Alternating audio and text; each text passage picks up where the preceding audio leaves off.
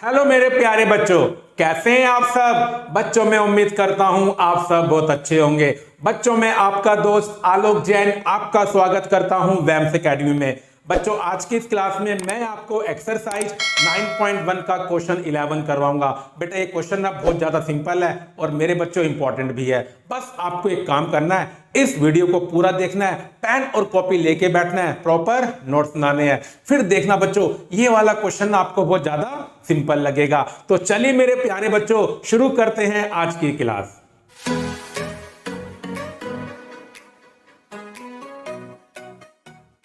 मेरे प्यारे बच्चों क्वेश्चन नंबर 11 करना शुरू करते हैं। बेटा पहले क्वेश्चन को पढ़ते हैं। तो देखिए बच्चों, a TV tower stands vertically on a bank of canal. बेटा टीवी टावर है जो किसी बैंक के एक किनारे पर वर्टिकली खड़ा है बच्चों। बेटा कैनाल मतलब होता है नहर। क्या होता है बच्चों? नहर होता है। From A point on the other bank directly opposite the tower the angle of elevation of the top of the tower is 60 degree. बच्चों ये 60 डिग्री है। बेटा कितना है ये? 60 डिग्री। बेटा आगे चल के ये भी कितना है? 30 डिग्री है। चलिए बच्चों मैं आपको यहां तक का क्वेश्चन पहले समझाता हूं। मानिए बच्चों ये कैनाल का लेवल है बच्चों और नीचे पानी है बच्चों। तो ये बच्चों हमारे लिए क्या हो गई? नहर हो गई। अब बेटा किसी भी कैनाल के क्या होंगे? दो किनारे होंगे। बेटा एक ये किनारा हो गया और एक ये किनारा हो गया। बेटा एक किनारे पर एक टावर वर्टिकली खड़ा हुआ है। मेरे बच्चों वर्टिकली का मतलब क्या हुआ कि वो 90 डिग्री का एंगल बनाएगा ग्राउंड के साथ बच्चों। ठीक है बच्चों। अब देखिए दूसरे किनारे से बच्चों ने क्या किया, किसी एक पॉइंट से इस टावर के टॉप को देखा और बेटा टावर के टॉप का आपको क्या दे रखा है? Angle of elevation. अभी तक क्वेश्चन की बच्चों ये कहानी है। अब आगे पढ़ते हैं। From another point 20 metre away from this point on the line joining this point to the foot of the tower the angle of elevation of the top of the tower is 30 degree. Find the height of the tower and the width of the canal. अब बेटा आगे लिखा हुआ है अगर मैं इस point से 20 मीटर पीछे हटूं बच्चों और फिर बच्चों मैं टॉप को देखूं, किसके? टावर के टॉप को। अब बच्चों एंगल कितना बन रहा है? 30 डिग्री। हाँ बच्चे बात लिखी हुई है कि ये पॉइंट ना उसी लाइन के ऊपर है जो टावर के फुट को ज्वाइन कर रही है बच्चों। ठीक है बच्चों। अब आपको टावर की हाइट निकालनी है और कैनाल की विड्थ निकालनी है। चलिए बच्चों अब मैं आपको डायग्राम बना के दिखाता हूं। देखिए बच्चों मानिए ये आपका कैनाल का बच्चों क्या है? लेवल है बच्चों, नीचे पानी है बच्चों। ठीक है। अब मेरे बच्चों देखिए यहां पर इसका बच्चों एक किनारा और ये इसका दूसरा किनारा। बच्चों एक किनारे पर एक टावर वर्टिकली खड़ा है बच्चों। दैट मींस ये जो दूसरा किनारा है उसके साथ क्या बनाएगा? 90 डिग्री का एंगल बनाएगा। और मेरे बच्चों दूसरे किनारे से हमने टावर के टॉप को देखा और बच्चों ये एंगल आपको जो दे रखा है एलिवेशन वो कितना है?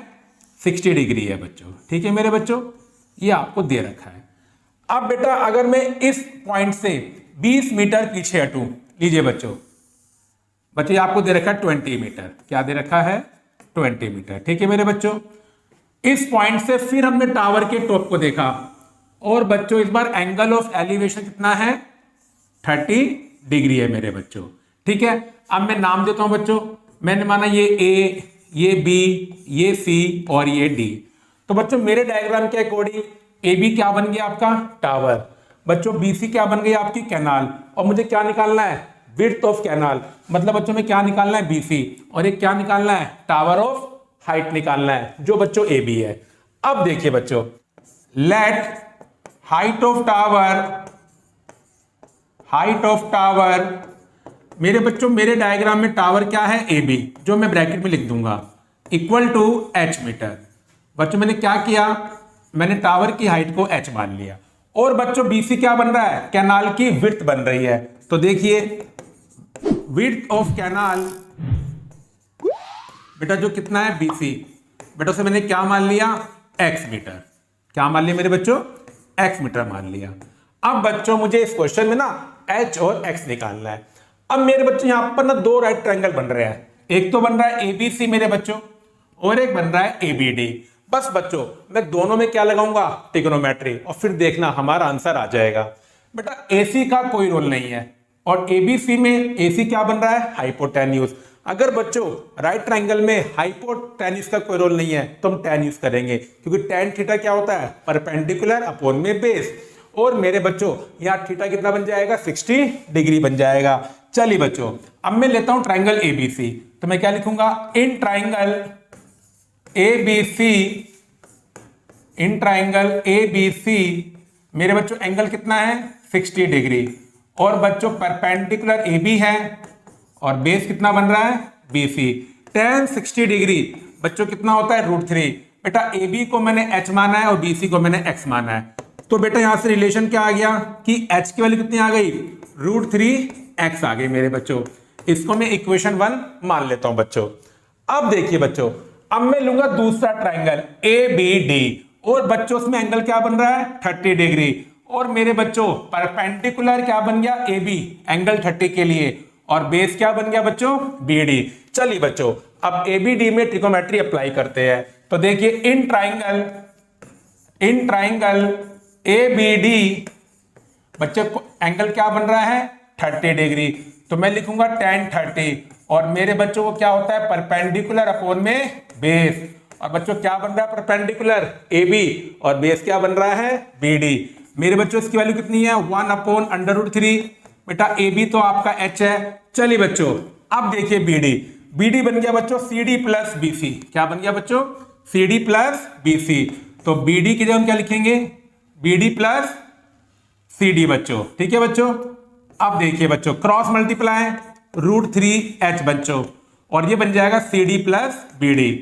अब बच्चों अगर आप डायग्राम को देखेंगे दोबारा, तो देखिए CD तो 20 है और BD को मैंने x माना था। अभी बच्चों देखिए इक्वेशन 1 में मैंने क्या रिलेशन निकाला कि h किसके इक्वल है, √3x के। बच्चों उसको ना मैं यहां पुट कर दूंगा और मेरी ये पूरी इक्वेशन x में आ जाएगी। तो देखिए बच्चों h की जगह अब मैं क्या लिखूंगा, √3x बच्चों। क्या लिखूंगा, और इक्वल टू किसके है बच्चों, 20 प्लस x। और मेरे बच्चों यहां क्या लिखूंगा मैं, फ्रॉम 1। अब देखिए बच्चों √3 मल्टीप्लाई √3 3x प्लस का x बच्चों यहां पर ले आओ, किसका बन जाएगा, माइनस का। तो 2x इक्वल टू 20, और बच्चों 2 मल्टीप्लाई में किसमें आ जाएगा, डिवाइड में। और अब देखिए बच्चों इक्वेशन 1 से बड़े प्यार से आप h निकाल लोगे। मेरे बच्चों h क्या था, √3x, और x कितना आया आपका, 10 आया है, तो tan √3 बच्चों। तो इसका मतलब क्या हुआ बच्चों, इस क्वेश्चन में जो आपकी हाइट ऑफ टावर है बच्चों, हाइट ऑफ टावर मेरे बच्चों कितनी आ गई, tan√3 मीटर बच्चों। और विड्थ ऑफ कैनाल बच्चों, विड्थ ऑफ कैनाल बच्चों कितनी आ गई आपकी, 10 मीटर आ गई। तो देखिए बच्चों कितना सिंपल क्वेश्चन है। तो मेरे बच्चों देखा आप लोगों ने, क्वेश्चन 11 भी कितना सिंपल है। एक बात को आपको पकड़ना है कि दो ट्रायंगल बन रहे हैं बच्चों, एक जगह से वैल्यू निकालकर दूसरी जगह पुट करनी है। आप बस ये मानकर चलिए 10th क्लास में इससे मुश्किल क्वेश्चन नहीं आता है। बस आपको ना फिगर बनाने की क्या करनी है, प्रैक्टिस। और मेरे बच्चों ये काम भी बहुत ज्यादा सिंपल होता है अगर मेरे बेसिक फंडे क्लियर हो। बस बच्चे एक काम कर लेना, इस क्वेश्चन को ना घर पर 1 या 2 बार प्रैक्टिस कर लेना, फिर देखना बच्चों ये क्वेश्चन तो आपका अपना हो जाएगा। तो चलिए मेरे बच्चों, अब मैं आपको मिलता हूं अगली वीडियो में। जब तक बच्चों अपनी हेल्थ का ध्यान रखें और मेरे प्यारे बच्चों घर पे पढ़ाई भी दिल से करते रहें।